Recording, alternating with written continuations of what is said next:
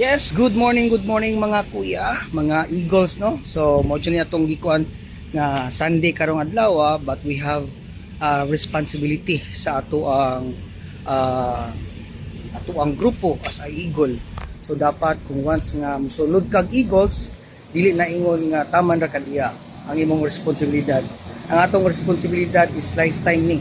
So, I hope nga kung kinsa man to musulod pagka Eagle, ipakita ang inyong pagkaagila nga we are not only joining this Eagles Club nga for the benefits, their own benefits. Dapat ang atong ani join ta ani it because ganahan ta mutabang sa kadaghanan. So mo na benefits for everyone, benefits for sa ato ang mga kapatid, sister, brothers, or kapamilya. So, sa uban ng mga tao. Alright, this is Eddie Chinto. Alright.